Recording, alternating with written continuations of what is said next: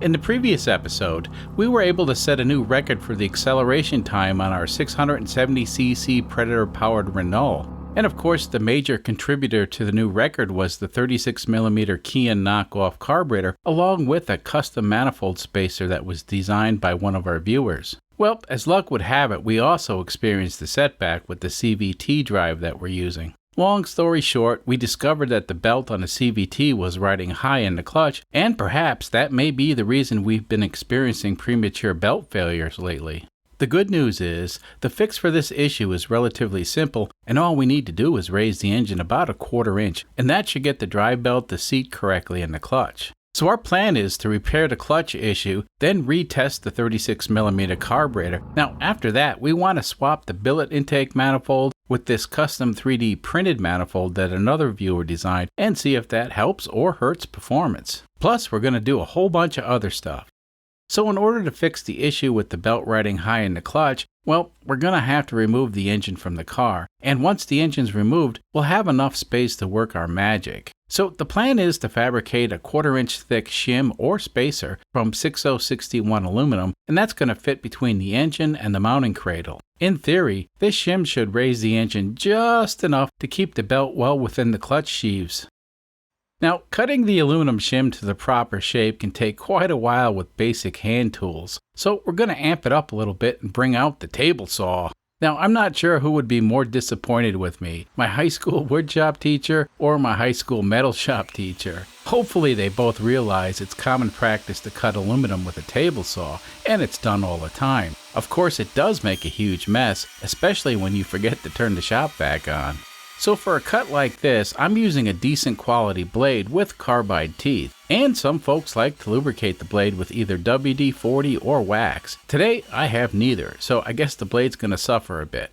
So after cleaning up a huge mess, we're ready to continue making the shim. Now, oddly enough, we painted the aluminum to look more like aluminum, if that makes any sense. No, actually the gray color shows up on camera better because after all this is a YouTube video and we do our best to keep you entertained. So now with the shim in place, I can go underneath the car and mark the locations of the holes that need to be drilled, and for that I'll be using this red Sharpie. Now that the locations are marked, I'll use a center punch to precisely locate where to drill.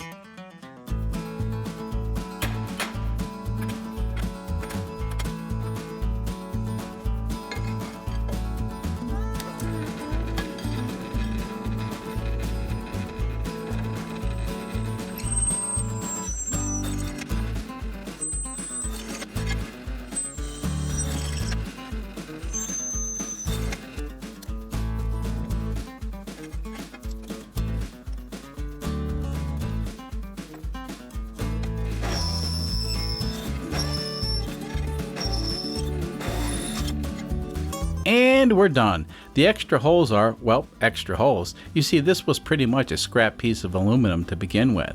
Anyway, now we can put the engine back in the car and hopefully that'll solve our belt issue. But before we can button up the car, we need to make some more modifications. And more specifically, we need to take the wrap off this exhaust system. Now, I'm sure there are benefits to this wrap, but it has to come off for two reasons. The first reason is, I hate this stuff and I have to wear gloves whenever I touch the wrap. This stuff is nasty on the skin. So if you look closely on the gloves, you can see the fine gold particles. I think that's titanium or something like that. Anyway, these sharp little particles get on everything, and when they get on your skin it hurts for days. So this stuff is going to go in the trash. Now, the main reason the header wrap had to come off was so we can weld these 1/4-inch NPT bungs to the exhaust in two locations. These bungs are so we can mount open-ended K-type thermocouples to measure the temperature of the exhaust on each cylinder. Now, with the 36mm carburetor, we expect to see similar readings on each exhaust port. However, in the near future, when we upgrade to the dual carburetors, we may need to use the thermocouples to help tune the engine. Now, some folks have suggested that we use dual wideband sensors, and there's two reasons why we're not going to do that. First is, these sensors are kind of big, and they actually may cause a restriction in the exhaust. The second reason is, on this type of wideband sensor, the sensor should be mounted at least 12 inches away from the exhaust port, and that's basically where we have the sensor right now. Anyway, it's not a big deal. The thermocouples will certainly yield some interesting information and may in fact come in handy. As I was putting everything back together, I noticed something odd about the 3D printed manifold spacer. It's hard to see, but if you look right here, you can see the side of the spacer's damaged. And it's really hard to see, but on the inside of the spacer, it has a big ridge in it. So it looks like this spacer is starting to deform from both the heat and the pressure from the 4 bolts that hold it in place. And that kind of makes sense. You see, this part is printed with ASA plastic, which can certainly tolerate the heat, but the sidewalls on the spacer are very thin, and the combination of the heat and pressure seemed too much for it. So I had another spacer printed, and this time with extra material in the sidewalls. Here's your new spacer. Oh, thank you. We want our money. Yeah, not right now. I'm making a video. I'll pay you by the end of the week. You see, the garden gnomes have taken over the 3D printer and are making more garden gnomes. I'm not sure what they're up to, but it doesn't seem like a good situation. I have enough problems right now, and the last thing I want is more garden gnomes. The good news is, we have a replacement manifold spacer, and it was printed with plenty of extra material, so I guess we have one less thing to worry about. Fast forward and the engine's running again.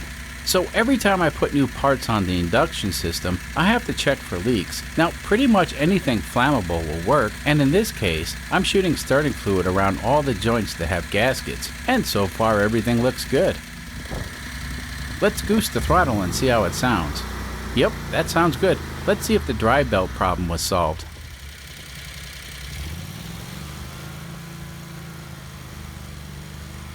Uh-oh. Well, despite shimming the engine up a 1/4 inch, it looks like the belt's still riding high in the pulley. And it looks like the driven pulley is still having problems releasing. This ain't good.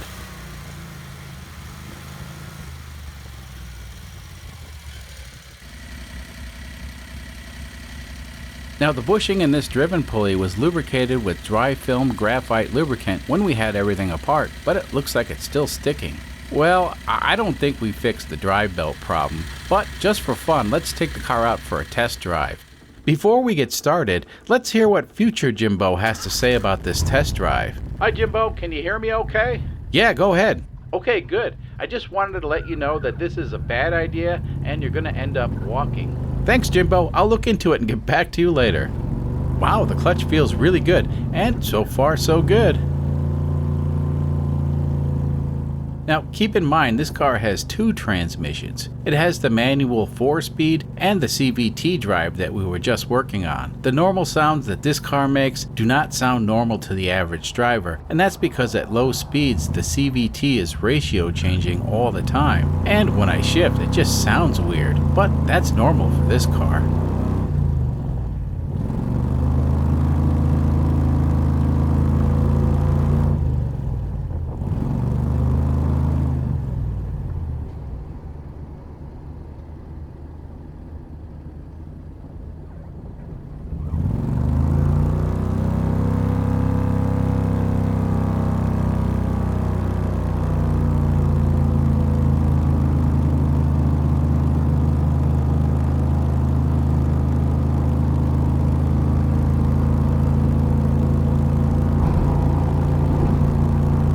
Well, so far the car sounds fine and it drives perfectly.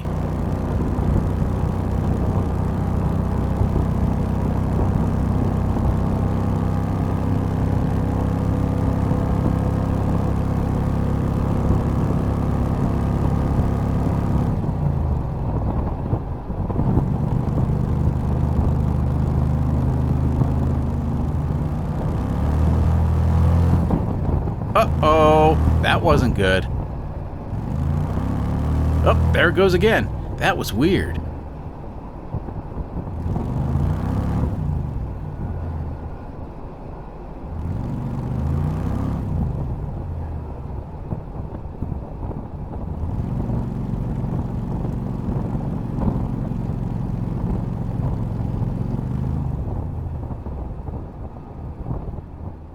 Okay, well, there's definitely something wrong with the CVT belt drive. It seems to disengage for a few moments and then re-engage. Anyway, it's getting worse the more I drive. I think it's probably a good idea to head back to the shop.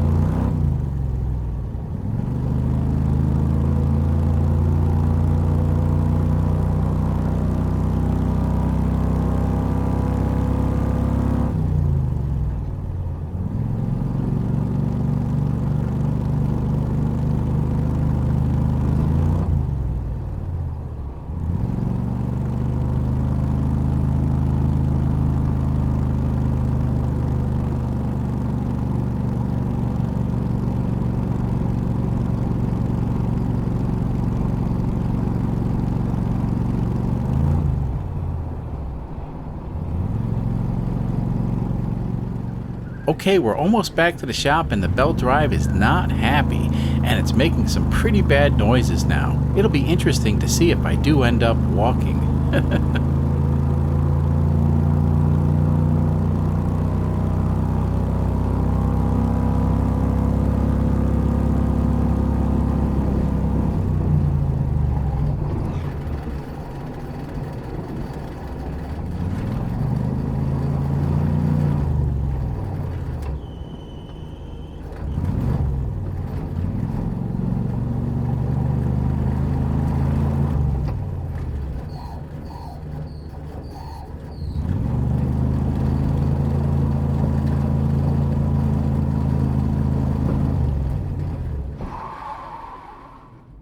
Well, the transmission just locked up. I reckon that's the end of the test drive. I would say it didn't go well. Let's see how bad it is.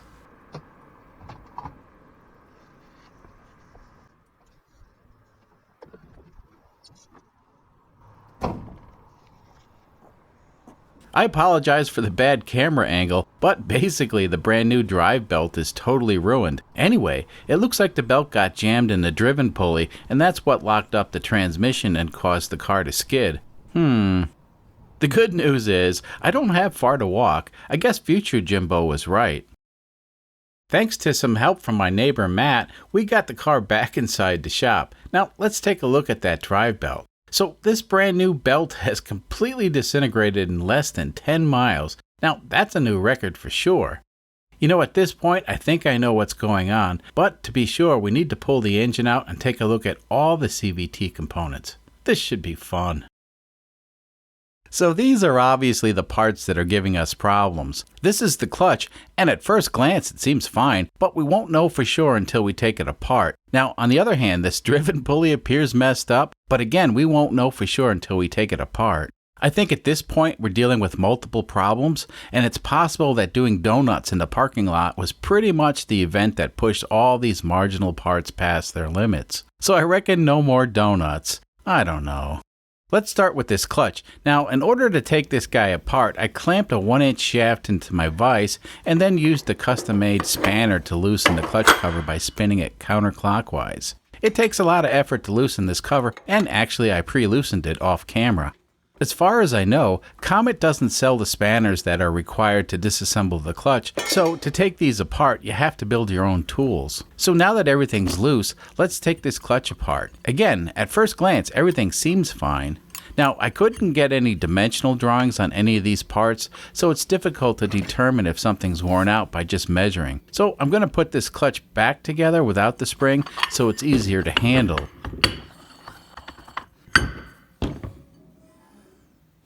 Alright, let's take this brand new belt and see how it fits in the clutch. Now keep in mind, I'm applying pressure to force the two halves together, and right away we can see that when both sides of the clutch are pressed together, the belt will actually ride high in the clutch. And that's exactly what we seen when the engine was running. I suspect there's something wrong with this clutch, but like I said, I don't have any drawings to check the dimensions. However, I do have another clutch that we can borrow a part from and see if that makes a difference in the way the belt fits in the clutch.